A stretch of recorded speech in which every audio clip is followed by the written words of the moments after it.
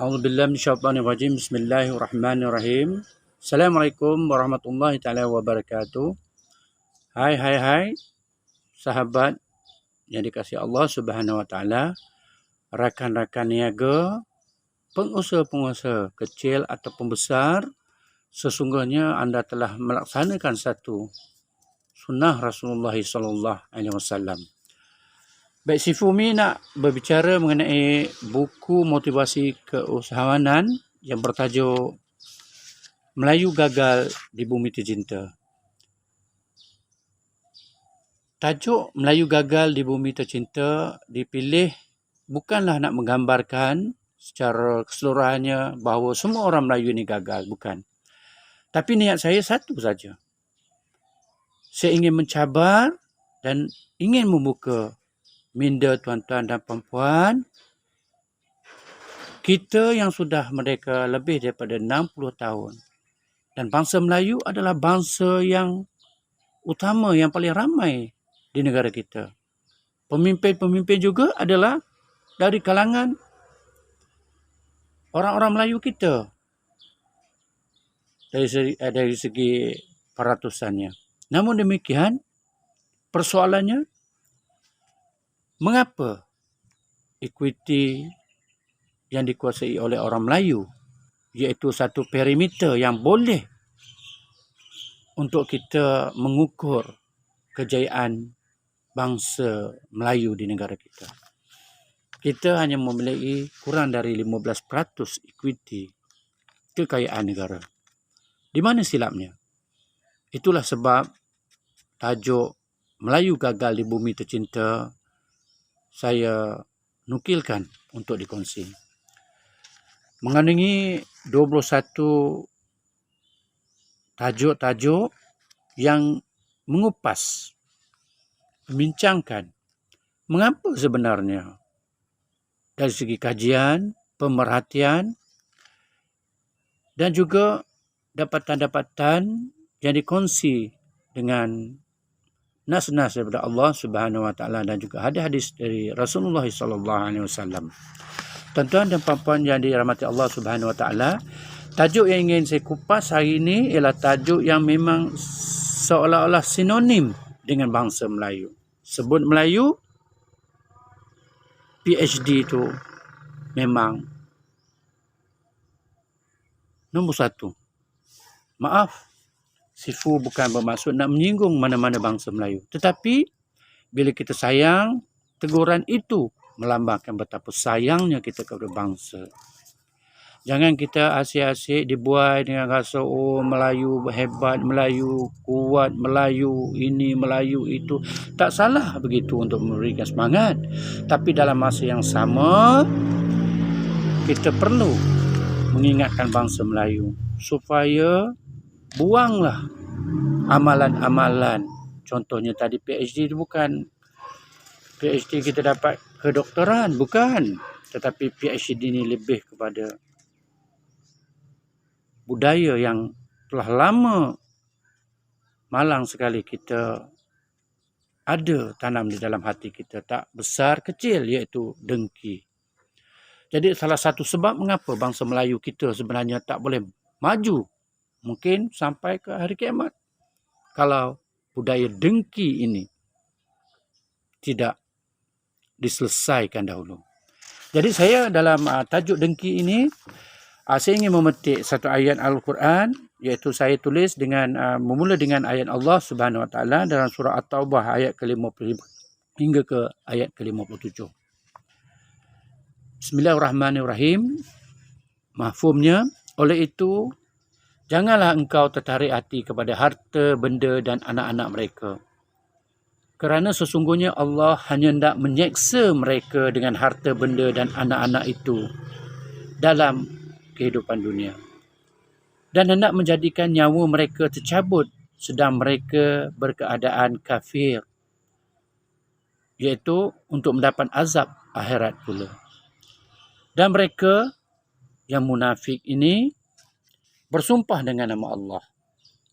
Sesungguhnya mereka dari golongan kamu, padahal mereka bukanlah dari golongan kamu. Tetapi mereka ialah satu kaum yang pengecut kalau mereka dapat tempat perlindungan atau gua-gua atau lubang-lubang dalam tanah. Nescaya mereka segera menuju ke arahnya serta melompat masuk ke dalamnya.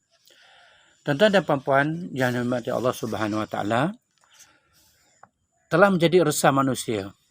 Perasaan cemburu, ya, saya bacakan petikan-petikan dalam bab dengki ini. Iri hati dan dengki hampir pasti wujud di benak hati mereka apabila melihat kekayaan orang lain yang melimpah ruah. Bukan saja melimpah ruah, sedikit pun sahabat kita, saudara kita, kadang-kadang adik-beradik kita pun. Oh, Abang Long tak boleh kaya dari Kak Ngah. Contohnya, dengan adik-beradik sendiri pun kadang-kadang ada perasaan dengki ini. Bersihkan hati. Apa yang penting, renungilah bagaimana kekayaan itu diraih. Adakah melalui jalan belakang atau penyelewengan dan penyalahgunaan kuasa, atau melalui jalan reda Allah? Jika kekayaan si Polan diperolehi dari sumber penyelewengan, usah berasa dengki dan iri hati. Kerana di dalam ayat di atas, Allah sengaja membiarkan kekayaan tersebut sebagai umpan untuk menyiksa mereka di akhirat nanti. Subhanallah. Inilah yang kita sebutkan para ulama nyatakan istidraj. Allah sengaja memberi kekayaan. Oh, kita tak dekat dengan Allah, kita tak solat, tak puasa, menghina Islam contohnya, kita tetap Allah beri kekayaan dengan izinnya juga. Tetapi kita tak tahu sebenarnya itu adalah istidraj daripada Allah Subhanahu Wa Taala. Allahumma salli ala sayyidina. Sebaliknya, jika kekayaan si Polan diperolehi melalui jalan redha Allah, maka contohi dan teladanilah dengan mata hati yang penuh iman bergemerlapan. Jangan dengki. Jadi saya tuliskan baik-baik seterusnya dengan ungkapan, sekali lagi saya mengajak para pembaca agar bukalah minda. Bukan semua orang kaya raya itu mendapat kekayaan dari sumber yang salah. Sudah terlalu ramai orang yang berniaga dan akhirnya kaya raya berpunca dari usaha yang gigih dan tidak mengenai penat lelah dan rela menempuh gelombang yang maha besar yang kadang-kala melelahkan. Sejarah ketamadunan Islam juga telah menunjukkan betapa ramainya umat Islam yang terdiri daripada sahabat baginda Rasulullah SAW yang menggunakan kekayaannya demi syiar Islam. Di bumi Malaysia tercinta ini juga kita boleh melihat bagaimana usahawan tersohor negara iaitu Tan Sri Syed Mokhtar Al-Buhari yang berdiri teguh sebagai seorang tokoh korporat ulung negara dan dalam masa yang sama sikap dan karismatiknya boleh diteladani kerana menggunakan kekayaan yang dimiliki untuk tujuan perkembangan syiar agama. Berapa banyak masjid-masjid, surau-surau, rumah penjagaan orang tua serta anak yatim mendapat manfaat dari kekayaannya. Kita jangan hanya memandang tokoh yang kaya lagi sombong serta mendapat kekayaan dari sumber yang tidak baik sebagai ukuran betapa hinanya golongan atasan ini. Bukankah kita juga boleh melihat kekayaan itu sebagai jabatan ke syurga Allah? Baik, tuan-tuan dan puan-puan yang dirahmati Allah, saya ingin memetik bait-bait yang seterusnya untuk berkongsi dengan tuan-tuan dan puan-puan tentang budaya dengki ini.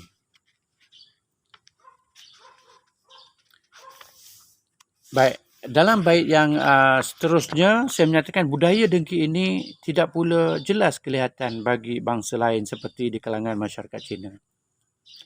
Memang semua orang, semua bangsa, tak kira agama, sifat yang buruk ini, ya, kerana ceteknya fahaman tasawuf, membersihkan hatinya tidak dalam, bersuluknya kurang. Malah mereka lazimnya menyambut baik jika ada orang Cina, ya. Malahan mereka lazimnya menyambut baik jika ada para peniaga baru yang datang berniaga di kawasan perniagaan mereka. Kewujudan pesaing ini mereka jadikan sebagai cabaran dan mereka mula berfikir bagaimana untuk menarik pelanggan ke kedai mereka.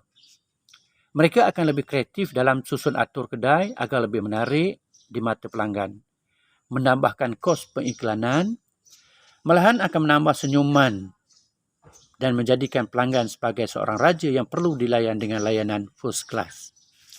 Saya teringat pula cerita seorang ustaz yang memberi tazkirah di sebuah masjid di utara tanah air tentang tabiat buruk peniaga-peniaga dari bangsa kita sendiri.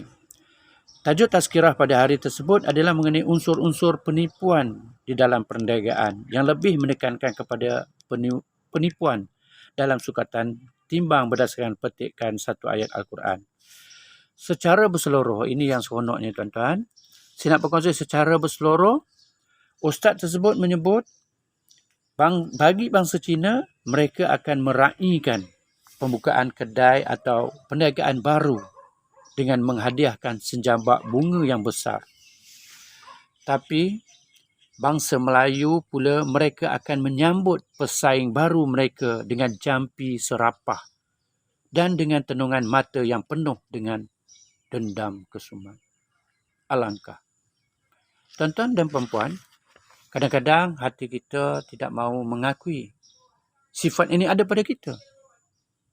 Tetapi dengki ini telah meresap jauh di dalam minda dan amalan kita sehari-hari. Jika orang Melayu, kaum Melayu ini terus berdengki antara satu sama lain, bukan tolong-menolong, dalam politik mereka dengki, dalam perniagaan mereka dengki, dalam pentadbiran mereka dengki. Sahabat naik pangkat mereka dengki, walaupun mulut tahniah, tapi hati Allah dia bukan hebat sangat, aku lagi hebat. Kenapa aku tak naik pangkat? Subhanallah. Jadi tuan-tuan, pokok pangkal kepada dengki ini adalah kefahaman tentang besarnya ayat Allah melalui Al-Quran dan juga pesanan Rasul di dalam Al-Hadis yang tidak masuk ke jiwa kita. Kita beragama Islam. Solat, zakat, umrah, haji dan sebagainya. Tetapi hati kita masih lagi kotor.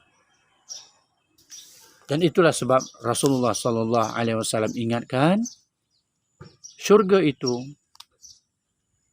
adalah satu tempat yang sangat susah untuk kita duduki. Dan Allah pilih kita ke syurga Allah apabila Allah melihat hati kita bersih. Wallahu alam. Semoga perkongsian ini memberi manfaat kepada tuan-tuan dan puan-puan. Melayu gagal di bumi tercinta, tanda sayangnya saya kepada bangsa yang sepatutnya menahodai ekonomi negara kita. Allahu Akbar, Allahu Akbar, Allahu Akbar.